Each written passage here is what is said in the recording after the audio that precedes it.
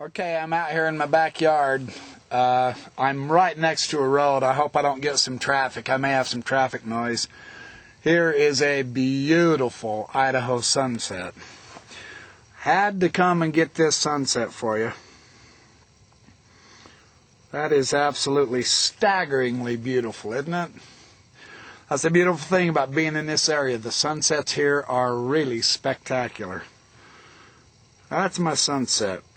I have found something. Let me see if I can get... You can see the mountains there, but there's the sunset there. That's a better shot. Anyway, I'll give you that much of it. And then you can see it way back there. Way back there. That's too bad. I'm gonna jump in the picture here. Oh yeah. Yeah. Jump in the picture here. I'm gonna have to... Yeah, well, whoop, wrong direction. Expert cameraman here. I have found something about the Book of Mormon. Hey, welcome to the Backyard Professor videos. I'm Kerry Shirts, the Backyard Professor. No hat tonight, sorry. I have found something that I believe on this theme of the Book of Mormon, that there's no archaeological proof for the Book of Mormon. There's no historical proof for the Book of Mormon. That argument is simply false, of course. After so many umpteen dozens of videos, only the most die-hard, determined skeptic is going to say, yeah, there's still nothing for the Book of Mormon, but I have at least another 250 videos I'm going to produce. But I found something today that is just too good to lose, and I'm going to share it with you. I'll let this traffic go by real quick because it's so loud. Oh, not the best setting, but this is too good to lose. I've had one critic argue with me already in these videos that I'm using outdated information. Now, I don't think the critic understands what outdated means. Outdated is when the information has been superseded by more information that shows the old information isn't valid. That's outdated.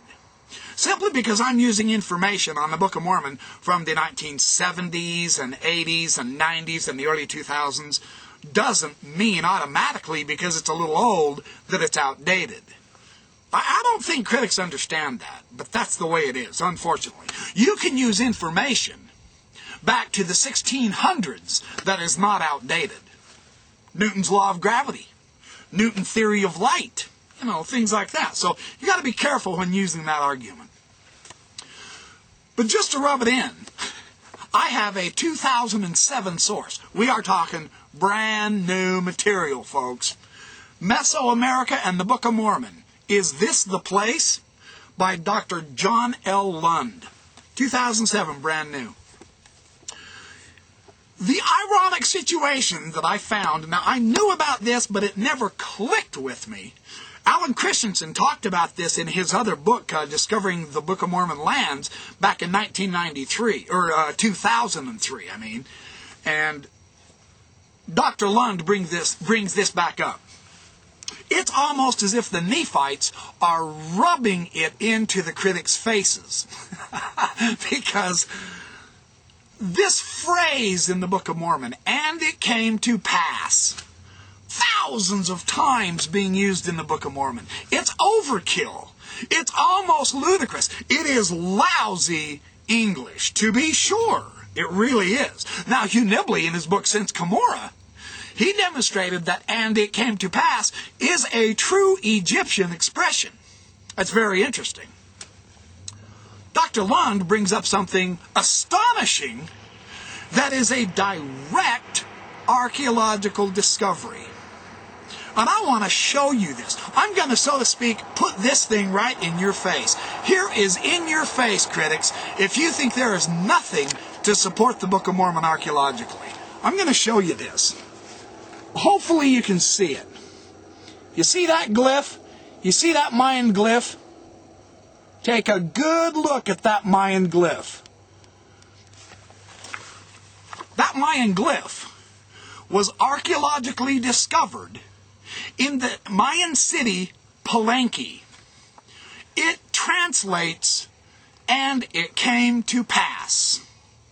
Now here's what Dr. Lund says about this archaeologically discovered text and the most common phrase in the Book of Mormon has now been archaeologically discovered. And I know how you critics are going to react. It's okay. This is more or less for humor for us LDS folks. The phrase, and it came to pass, is found nearly 1,500 times in the Book of Mormon. He's saying this on page 84 and 85. Mark Twain, in his witty way, said that if the phrase, and it came to pass, were removed totally from the pages of the Book of Mormon, that it would only be a pamphlet. 500-page book, and it's his sarcastic way. You take it out and the rest of it's a pamphlet. Well, that means archaeologically, the vast majority of the Book of Mormon has been proven now, doesn't it? I think that is so funny. I can't help it. This is hilarious. The irony is incredible here. But listen to this. There's more. He says on page 85, in Mexico are the beautiful ruins of Palenque. Joseph Smith named this site as a former Book of Mormon city in the times and seasons. Were you aware of that? Did you know he said Palenque is a Mormon city? A Book of Mormon city? It's in the times and seasons. The Mayan glyph pictured is found on both of the temple inscriptions, also known as Pakal's tomb and the Temple of the Cross. Mayanists refer to this glyph as the Ut-Chi glyph. Ut-Chi translates, and it came to pass.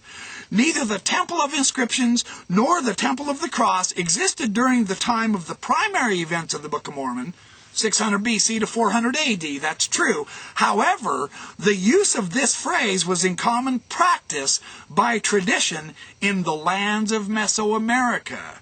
It demonstrates another correlation between Mesoamerica and the Book of Mormon. I'm going to show you this glyph again. That's the glyph of "and it came to pass." You say there's no archaeological proof for the Book of Mormon? I just showed you an archaeological proof for the most common phrase all throughout the Book of Mormon. And it's found in Palenque, a Mayan city which Joseph Smith claimed was inhabited by the Nephites. Now that's deeply ironic, isn't it? I'll bet you didn't know that, did you? So this argument that the Book of Mormon has no archaeological value, the most used phrase, has been found archaeologically now. I think that's fascinating. And not only that, in a city that Joseph Smith in the Times and Seasons, 1842, I believe it was volume 3, I'll get the exact reference for you, he said was inhabited by the Nephites down there in Mesoamerica. So this is fascinating. This argument that the Book of Mormon has nothing archaeologically in its favor, that argument is simply false.